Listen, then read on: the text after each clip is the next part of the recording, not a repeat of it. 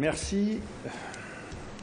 Donc je n'ai pas de conflit d'intérêts, j'ai même plutôt des conflits d'anti-intérêts puisque je suis vice-président du comité économique des produits de santé qui fixe le prix des médicaments en France et son objectif essentiel est de fixer les prix les plus bas possibles, ce qui fait que les relations avec les industriels du médicament ne sont pas forcément simples tous les jours. Alors je remercie Benoît pour cet exposé pédagogique. Et puis on parle d'innovation, et alors c'est toujours embêtant d'être contre l'innovation parce que ça a un petit côté ringard de dire mais vous ne voulez pas vous intéresser à ces données nouvelles, etc. Alors heureusement il y a quelques données anciennes qui rassurent, et derrière cette donnée de plus d'un siècle, considérant que la glycémie c'est un biomarqueur, c'est le premier risque qui tourne autour du sujet des biomarqueurs, c'est qu'on peut considérer que tout dosage de toute valeur biologique est un biomarqueur. Alors, moi, je vais essentiellement centrer mon propos sur ce sujet du biomarqueur. D'abord, quelle est sa définition? Donc, elle existe, elle est reconnue sur le plan international, puisque c'est celle du NIH que je vous donne. C'est une caractéristique qui est objectivement mesurée et évaluée comme un indicateur de processus biologiques normaux ou pathologiques et ou de réponse pharmacologique à une intervention thérapeutique. C'est ce sujet-là qui nous intéresse, puisque, en gros, le sujet d'aujourd'hui, c'est de voir si ça modifie quelque chose dans le maniement des antibiotiques. Alors, ce qu'il faut savoir sur les biomarqueurs, en tous les cas les biomarqueurs d'aujourd'hui, c'est que l'essentiel du travail sur les biomarqueurs est mené en oncologie. Et en oncologie, il y a effectivement deux types de biomarqueurs. Le premier, qui est un type essentiel, puisque c'est comment faire un diagnostic de façon très claire, avec une très forte valeur prédictive positive et une très forte valeur prédictive négative. Et puis surtout, aujourd'hui, tous les espoirs autour de la cancérologie, mais maintenant au-delà de la cancérologie, le biomarqueur compagnon d'un médicament, et sûrement d'un médicament, c'est-à-dire que ce biomarqueur permet d'identifier les malades qui vont bénéficier du traitement avec un seul dosage. En gros, il est répondeur ou pas répondeur. Les répondeurs, on leur donne le médicament. Aux non-répondeurs, on ne leur donne pas. En pathologie infectieuse et dans le sepsis, on est à des années-lumière de ça. Et puis deuxièmement, et deuxième type de biomarqueur qui va permettre un suivi thérapeutique, c'est plutôt ça qui nous intéresse avec les données qu'a montré Benoît, c'est-à-dire que est-ce qu'à un moment donné, faisant des dosages, on ne sait pas très bien quand, mais de temps en temps, le fait que le dosage diminue laisse penser qu'on va pouvoir arrêter les antibiotiques. Donc l'intérêt théorique d'un biomarqueur, c'est bien de sélectionner des patients à qui on peut administrer un traitement. C'est un vrai sujet par contre concernant les antibiotiques. Donc de ne pas traiter ceux qui n'en ont pas besoin. Et tout ça, c'est dans une logique d'aller vers une médecine personnalisée, une médecine de précision, donnant seulement aux malades qui en ont besoin, juste l'antibiotique quand il en a besoin, juste pendant la durée nécessaire. Là encore, on est très loin de tout ça. Les thérapeutiques personnalisées, je vais très vite, c'est le biomarqueur, donc c'est affiner le diagnostic, c'est définir des sous-populations qui bénéficient et c'est rationaliser la prise en charge. Un biomarqueur, il dépend du test qu'on utilise pour identifier et mesurer et doser ce biomarqueur. Et ce test, il va effectivement permettre d'avoir le biomarqueur et de savoir si on peut s'en servir dans de bonnes conditions.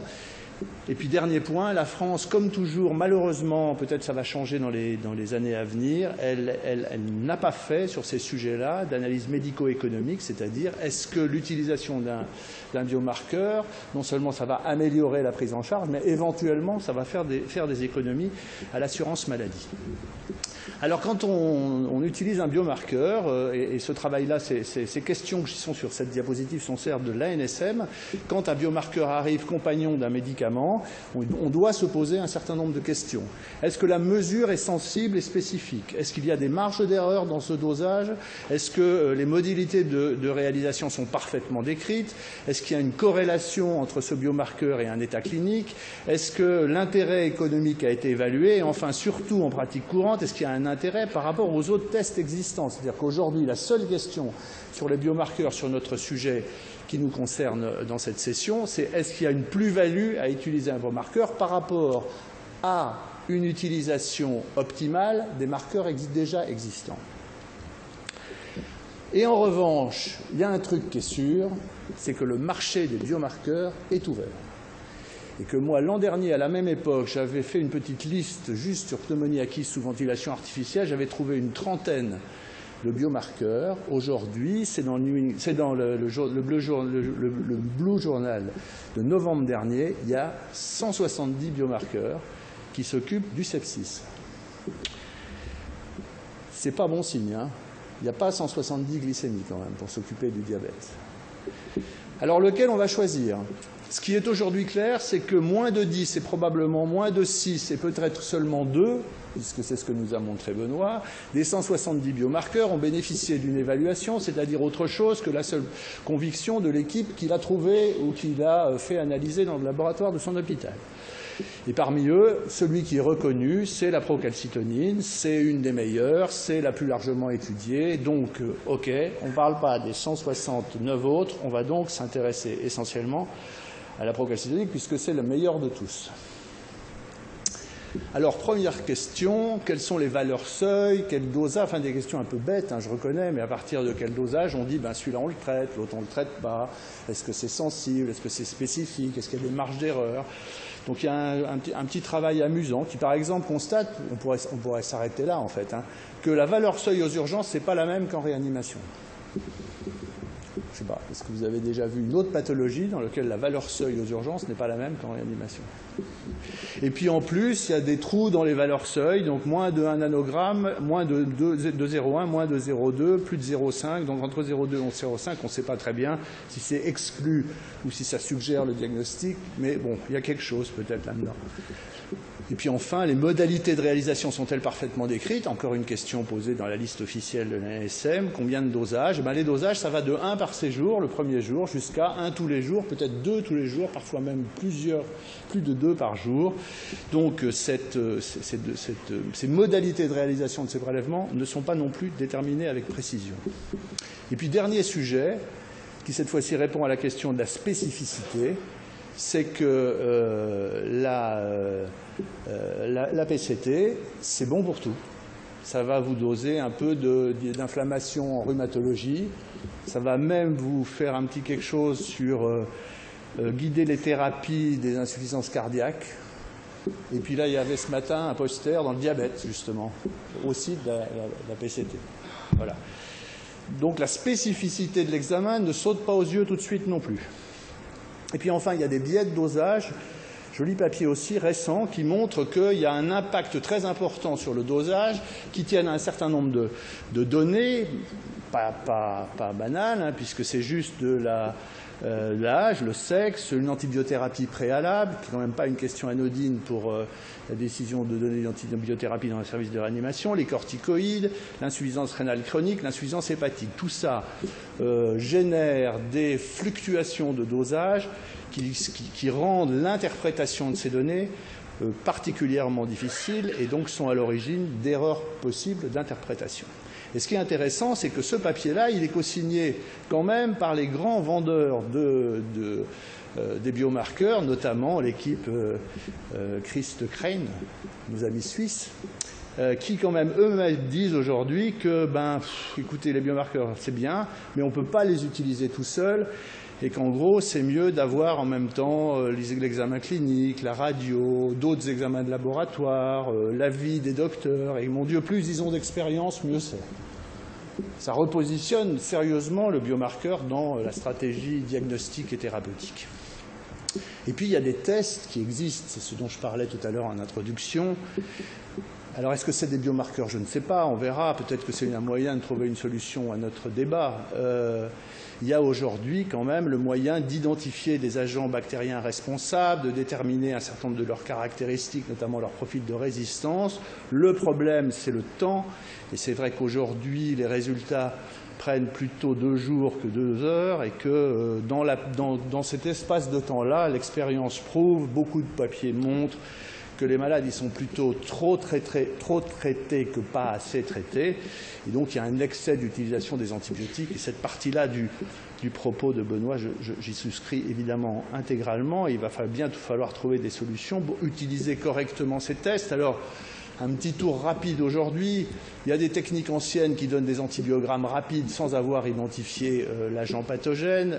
Aujourd'hui, ce qui marche le mieux quand même, c'est la spectrométrie de masse qui permet en 2-3 heures, pour peu qu'on ait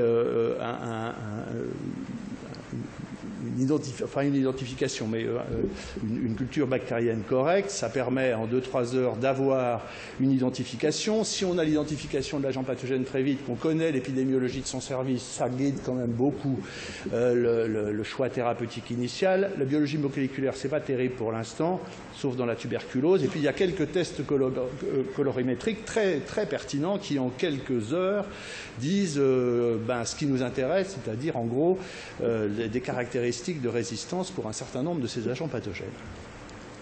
Alors guider l'antibiothérapie, ça ne veut pas dire qu'on a besoin de rien et que tout va bien aujourd'hui. Le traitement initial, alors une minute de pneumonie acquise sous la ventilation artificielle, j'aurais pas pu ne pas le faire. Donc première diapo, le choix de l'antibiothérapie initiale, alors c'est une vieille diapo, il y a un peu d'amélioration, mais pas si considérable que ça, avec des taux d'antibiothérapie initiale inappropriés extrêmement élevés, donc on doit pouvoir faire mieux. Deuxièmement, la réévaluation à J2, J3, la désescalade, tout ça, c'est conceptuellement absolument parfait. L'expérience prouve, dans ce papier de Marine Kolev, toujours dans les pneumonies acquises sous ventilation artificielle, quand même la position, vous me direz que c'est quand même dans l'air du temps, la position aujourd'hui la plus classique, c'est on ne change rien, à rien.